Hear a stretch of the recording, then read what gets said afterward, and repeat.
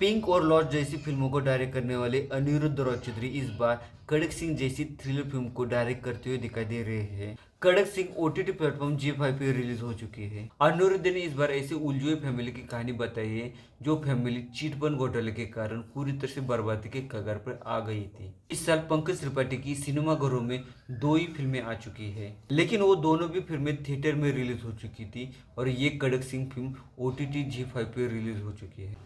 पंकज त्रिपाठी की कड़क सिंह ये नाम से ही एक सख्त मिजाज इंसान की कहानी देखने को मिलती है। वैसे भी फिल्म के ट्रेलर से ये कहानी पूरी तरह से सस्पेंस थ्रिलर होने वाली है, ये बातें समझ में आ गई थी। फिल्म का मुख्य रूप से मोटिव फाइनेंशियल क्राइम है, लेकिन राइटर ने इसमें इमोशन, ड्रामा और एक्शन डालते हुए इसकी पूरी रबड़ी बना दी है। फाइनेंशियल क्राइम डिपार्टमेंट में काम करने वाला एक अफसर हॉस्पिटल में भर्ती हो गया है। किसी कारणवश उसकी याददाश्त जा चुकी है। इन सभी के बीच में उसे बस नर्स का ही नाम याद है। जैसे जैसे वक्त गुजरता है उसकी हालत सुधरने लगती है, वो थोड़ा बेहतर फील करने लगता है। तब डॉक्टर उसको अपने रिलेटिव से थोड़ा ज्यादा समय गुजारने की अनुमति दे देते हैं। अपेक्षा तो उसकी हालत सुधरने की होती है, इसलिए उसे 3 कहानियां सुनाई जाती है।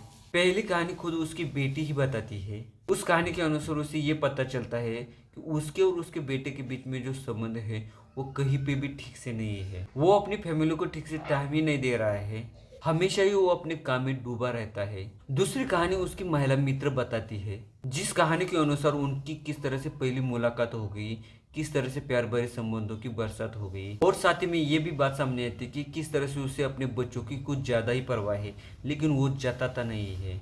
तीसरी कहानी उसे उसका बॉस त्यागी सुनाता है। इस कहानी से ये बातें सामने आती है कि किस तरह से पंकज त्रिपाठी का किरदार आत्महत्या करने के लिए मजबूर हो जाता है और किस तरह से उसका नाम चिटफंड घोटाले से जुड़ जाता है।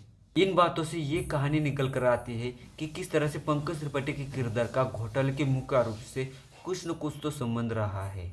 और इसके बाद में चौथी यानी कि अर्जुन की जो स्टोरी निकल कर आती है वो सबको हैरत में डाल देती है। इस कहानी के अनुसार अर्जुन को एके के ऊपर बहुत ही ज्यादा भरोसा था।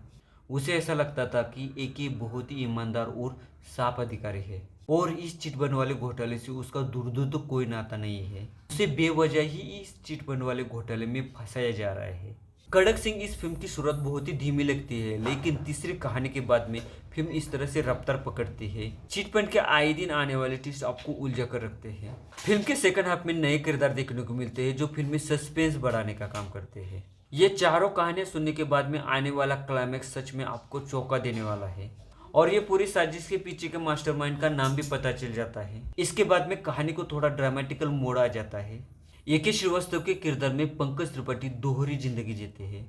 एक किरदार आपको हादसे के पहले देखने को मिलता है तो दूसरा वाला हादसे के बाद में देखने को मिलता है। पंकज त्रिपाठी ने दोनों भी किरदारों को एक दूसरे से अलग रखने में बहुत ही बड़ी काबिलियत दिखाई है। साक्षी के किरदार में संजना सांगी बहुत ही ठीक ठाक लगी। अपने पिताजी से नाराज रहने वाली संजना जब हादसे के बाद में अपने पिताजी के खिलाफ साजिशें होती देखती है तो इस प्रकरण के पूरे जड़ तक जाने की कोशिश में जुट जाती है। ओवरऑल साक्षी का किरदार संजना ने बहुत बढ़िया तरीके से निभाया है। हमेशा ही मुस्कुराते रहने वाले त्यागी के किरदार में दिलीप शंकर बहुत ही रहस्यमय देखने को मिलते हैं। श्रीवास्तव की गर्लफ्रेंड नैना के किरदार में जो इमोशनल अप एंड डाउन दिखाए गए हैं वो सच में काबिले तारीफ है। चाहे वो नर्स हो या अर्जुन, दोनों ने भी अपने किरदार को पूरी तरह से जस्टिफाई करने की कोशिश की है। लगभग 2 घंटा और 8 मिनट का रन टाइम लेने वाली ये फिल्म के फर्स्ट हाफ में थोड़ी सी स्लो ही लगती है। फिल्म पूरी तरह से पंकज त्रिपाठी के अभिनय के ऊपर ही टिकी हुई है। स्क्रीन प्ले को और टाइट किया जाए तो फिल्म और भी बढ़िया हो सकती है। कड़क सिंह मूवी आपको कैसी लगी प्लीज कमेंट करके बताना। मेरा ये वीडियो अच्छा लगे तो लाइक और मेरे चैनल को सब्सक्राइब जरूर कर देना। मिलते हैं अगले वीडियो में और एक नई रिव्यू के साथ में और एक नई फिल्म के साथ में। तब तक के लिए नमस्कार।